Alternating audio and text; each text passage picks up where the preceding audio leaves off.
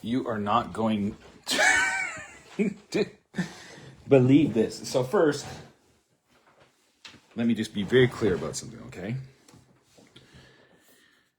I am not judging anyone, but I've been saying for a while now, if you want to know what people think, listen to what they say. And this was one of the most... This was lacking so much self-awareness. I can't even believe that this guy just said this on stage. And I just shared the clip, and it's there for you to share. I won't do too much commentary on it. I did a little bit of commentary on it when I was just before. When did I do it? I think I posted it this morning. But I went to church this morning. And on my way there, I said something. So I won't go into this too far, but I'm going to show you two clips from Alex Karp, who's the CEO of Palantir, which is the giant artificial intelligence that is currently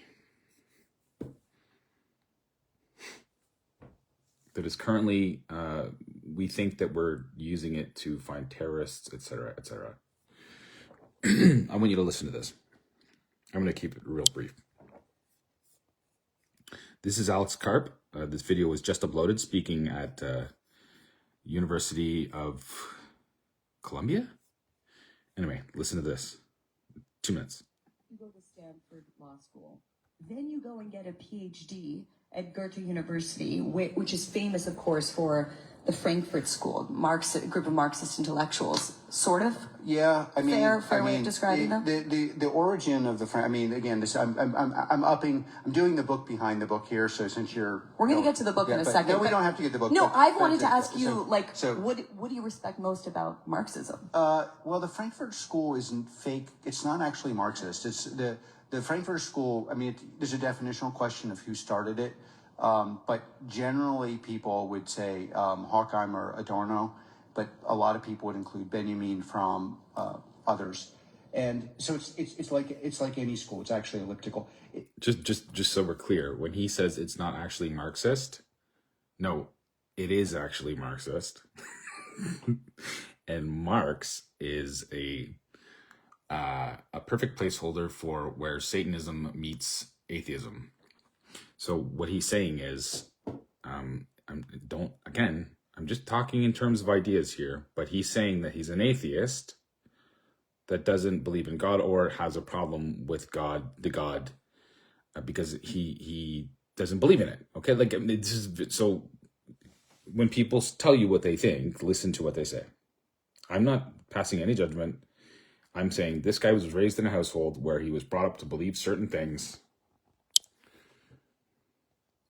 Specifically,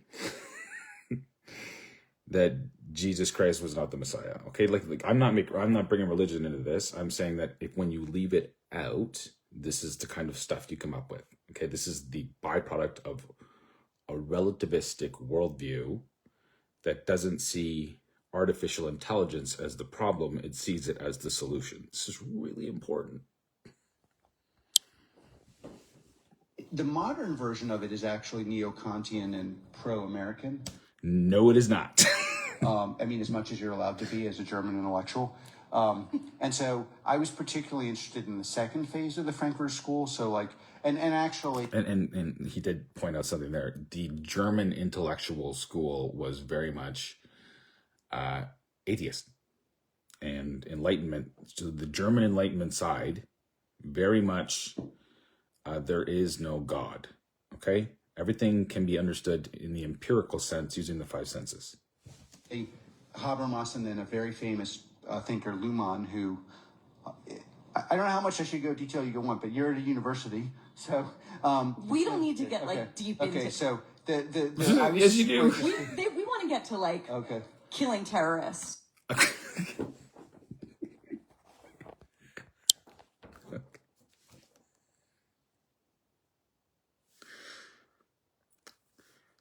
Barry, God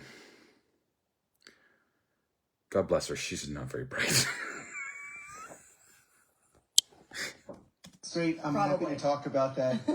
And I'm proud of that. And you should, having pride and occasionally using violence is one of the main things that our universities have screwed up.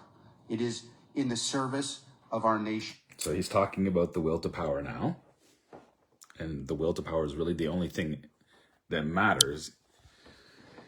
And then he goes on in this conversation, I'll post it, but you should go listen to it, because he's pointing out that because we allowed the most mediocre among us to create an atmosphere where it was against meritocracy and it was more about the lowest common denominator, which is what I talk about. I talk about this all the time.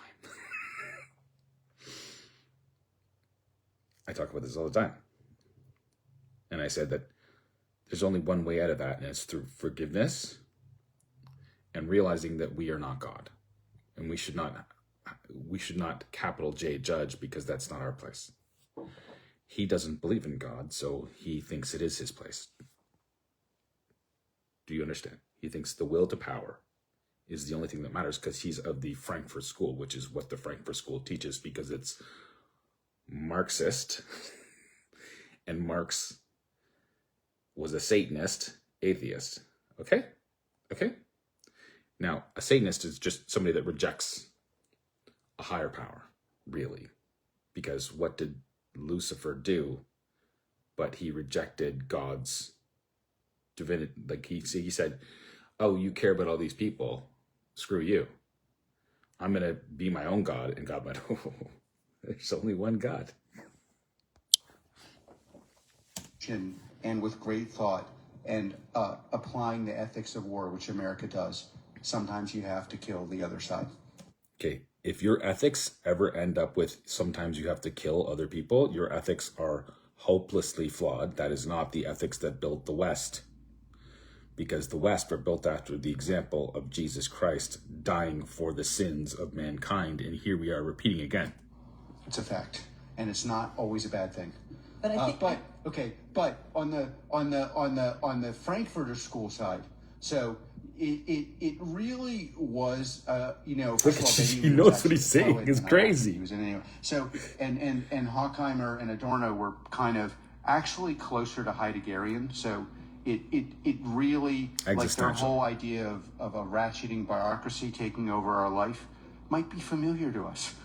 It's not. Okay. It's like so it. Okay. And then. What he's saying is we put idiots in charge. So Doge is about rooting out all of this stupid so that we can rule using pure logic and pure reason. But he gets the right to pass judgment on people. And that's what they're building into the artificial intelligence things. And then this is what I keep trying to tell people. But he just made my argument better than I could ever make it. And I'm not passing judgment. I'm just saying, if you do not think about things in the proper sense, I want to this go is back what to you your believe. Terrorist killing comment. You talked about you should have pride. Now here's an impressionable young girl asking him about what he said when he said that. Like, what did you mean? And he's going to say something that is the most, like, the lack of self-awareness in these comments are mind-blowing. it's possible. I want to go back to your terrorist killing comment.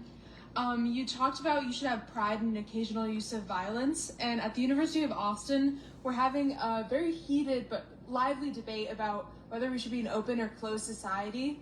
And there are that just means, like, should we just, like, if you're an open society, you say everybody come in, and if you're a closed society, you're more nationalistic and you say no, we need to protect our own. And you shouldn't be either or, you should be yes and.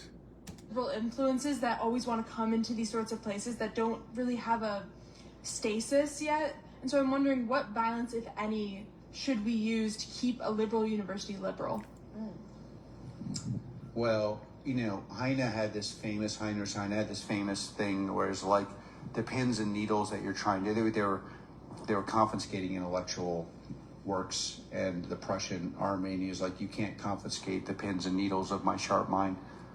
So I would encourage you at the university to use the pins and needles of your sharp mind. Which is the exact right way. So just so we're clear, I'm not pinning this on him. What I'm saying is, and this is what I said yesterday on my walk where I was talking about Carney and I was using colorful language and trying to be funny about it. But this is not fun. This is dead serious. If you suppress debate, free speech, those who make peaceful revolution impossible make violent revolution inevitable. Or something along those lines. It doesn't. Do you understand what I'm saying? So now you take this hyper intellectual group that's working with artificial intelligence, and they are bitter about the fact that all the dumb people have been making all the rules for so long that they're destroying all the things that they love, which is to say, I want to believe my intelligence is superior. I want to be able to keep my own money. I don't want to have it stolen. This is Ayn Rand. Okay, this is the exact story of Atlas Shrugged.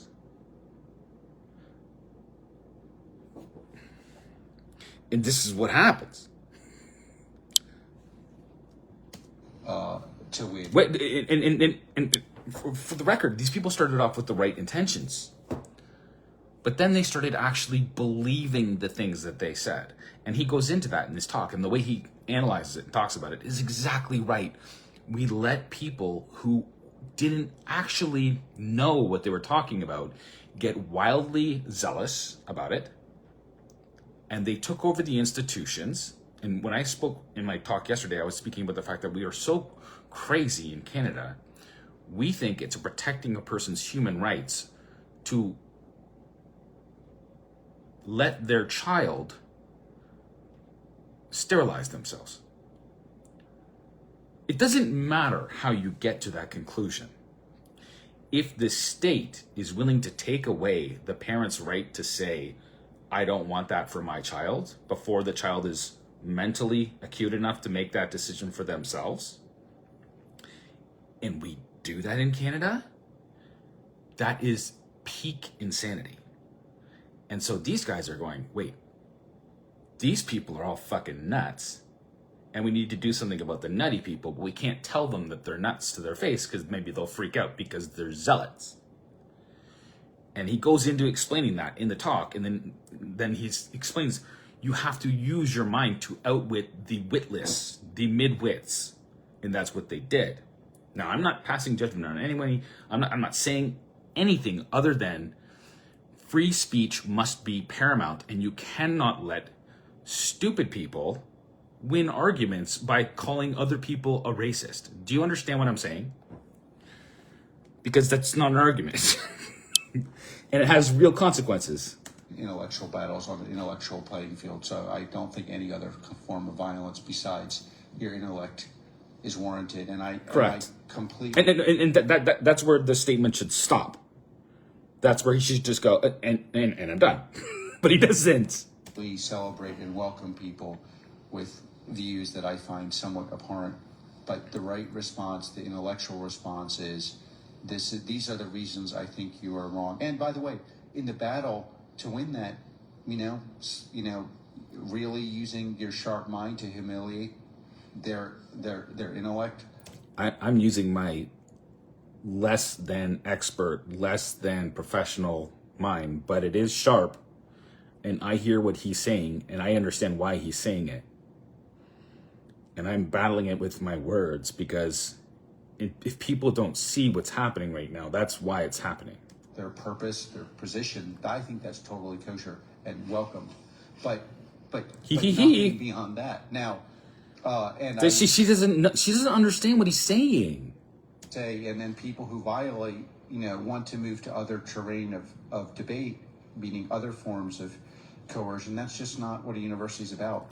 When I say using violence, I mean, America and our allies taking out people that are planning to not meet us on the battle.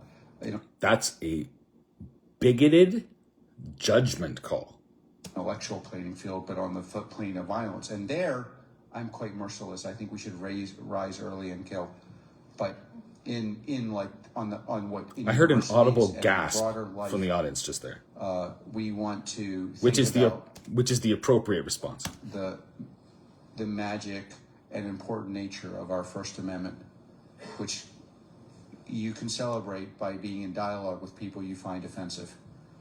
Thank you. Okay, I would love to dialogue with Alex, because that was just about the most offensive thing I think I've ever heard in my life. But I'm not offended by it, because I understand that he is a byproduct of his upbringing. And so I'm not passing judgment. I'm just saying, if you have a worldview that says that we are a minority that gets oppressed and are particularly targeted by history, which the Jewish people are, eventually you get tired. Like, if you mess with intelligent people and you keep them down and you tell them that their opinions and their thoughts and their feelings and their family members don't matter, what do you think is going to happen? The smart ones, especially now in the world of artificial intelligence, will not get mad. They will get even. We're seeing that happen in real time because of what people believe. There's real consequences for not believing that the Messiah was who he said he was. That's what I'm saying. And I'm not blaming anybody. I'm saying, let's talk about it. Okay? Because this is really important. What we see happening right now, I hope that you can see what I'm saying to you. I'm not trying to rile up the mob or the midwits or anybody, and I'm not passing judgment. I'm simply saying, do you hear what he's saying? Does he hear what he's saying? I don't think he does. And because the people that were in charge of our institutions didn't see the fallacy, the inherent lunacy of the things that they were doing and the things that they were promoting, they will sterilize kids and say we can kill one type of person, or it's okay to be racist if a black person does. Like, these are all insane things to say. Because we are not God. Just so we're clear. Okay. God bless you guys.